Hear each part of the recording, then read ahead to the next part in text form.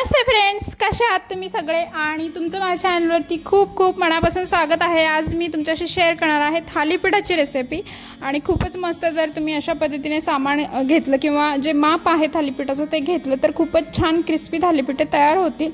तर यासोबत लोणचं आणि ताक घेतलंय, तुम्ही लसणाची चटणी वगैरे घेऊ शकता, जे पण तुम्हाला आवडतं सॉस। आणि उन्हाळ्याच्या दिवसामध्ये भाजी पोळी कोणाला खाऊ वाटत नाही, तर अशा पद्धतीच्या रेसिपी तुम्ही ब्रेकफास्टमध्ये लंचमध्ये बनवून खाऊ शकता। सर्वप्रथम मी इकडे थाळीमध्ये घेतलं आहे एक वाटी ज्वारीचं पीठ, एक वाटी बाजरीचं पीठ, पाऊण वाटी गव्हाचं पीठ आणि अर्धी वाटी किंवा एक पोह्याचे 4 ते 5 चमचे आपल्याला बेसनाचं पीठ घ्यायचं आहे। तर हे मी चाळून घेते आहे, कारण की इकडे दळण थोडंसं व्यवस्थित येत नाही आणि त्यामध्ये जे आहे कण राहतात, बाजरी राहते आणि त्यामुळे मी चाळून घेते। तुमच्याकडे व्यवस्थित जर पीठ येत असेल तर थालीपीठाच्या पिठाला चाळून घेण्याची काहीच गरज राहत नाही। तर हे बघा, इकडे पिठामध्ये सर्वप्रथम मी कांदा कोथिंबीर घालणार आहे आणि कांदा घेतलेले आहेत 3 कांदे मोठे आणि कोथिंबीर अंदाजे पण भरपूर घ्यायची आहे। कोथिंबीर आणि कांद्यानेच याला जास्त चांगली चव येते। तर इकडे हे आपण यामध्ये घालून घेऊया, जे पण साहित्य ते आधी घालून घ्यायचं आणि मग नंतर एकत्र सगळं मळून घ्यायचं कणकेसारखं। तर थालीपीठाच्या खूप साऱ्या रेसिपीज आहेत आणि त्यापैकी कांद्याचं थालीपीठ मी आज तुमच्याशी शेअर करत होते। तर याऐवजी तुम्ही भोपळा वापरू शकता, दुधी भोपळा खिसून, किंवा मेथी घालू शकता आणि कांदा कोथिंबीर बरोबर देखील तुम्ही थोडीशी मेथी चिरून पण घालू शकता। तर आता यामध्ये आपण वाटण टाकणार आहोत। त्यात मी आलं लसूण आणि मिरची घेतलेली आहे आणि त्यामध्ये मी थोडासा ओवा घालणार आहे। ओवा घालत नसाल तर नक्की घालून बघा, खूप छान थालीपीठाला चव येते आणि स्मेल येतो। यात मी थोडंसं मीठ घालणार आहे, कारण की मीठ घातल्यानंतर वाटण जे आहे चांगलं बारीक होतं। कोणतंही वाटण असू देत, मीठ घातलं की चांगलं बारीक होतं। त्यात थोडंसं पाणी घातलेलं आहे आणि हे पहा, वाटण व्यवस्थित तयार झालेलं आहे, ते मी या पिठामध्ये घालते। तर तुम्हाला ज्या प्रमाणात तिखट हवं आहे त्या प्रमाणात मिरची, लाल तिखट घालायचं। यात मी हळद घातलेली आहे 1 चमचा।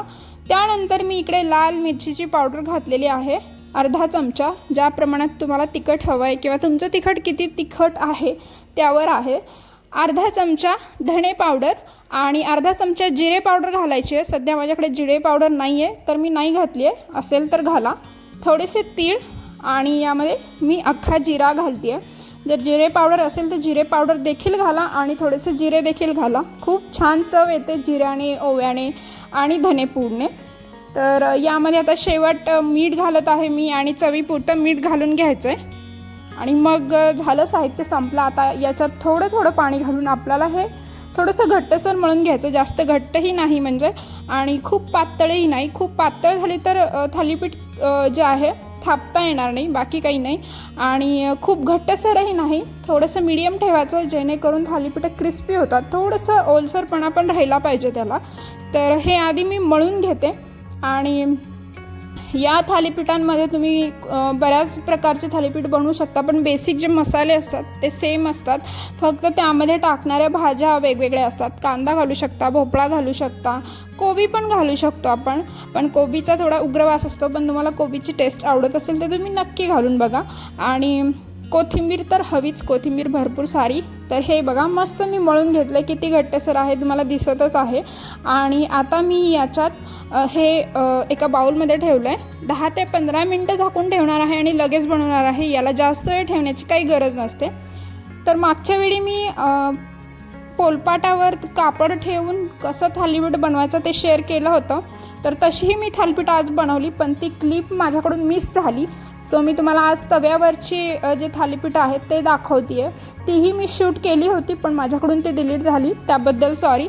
तर ही एक क्लिप राहिली माझ्याकडे, मी डायरेक्ट तव्यावरती थालीपीठे थापून घेतलेली।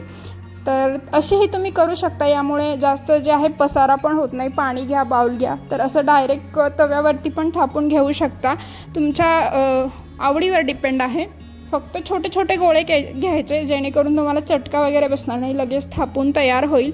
तर हे दोन्ही बाजूने तेल सोडून मस्त व्यवस्थित क्रिस्पी होऊस्तोवर जे आहे भाजून घ्यायचं आणि उलटण्यानं थोडंसं दाबून दाबून थालीपीठ तुम्ही जर भाजलं तर खूप जास्त क्रिस्पी होतं।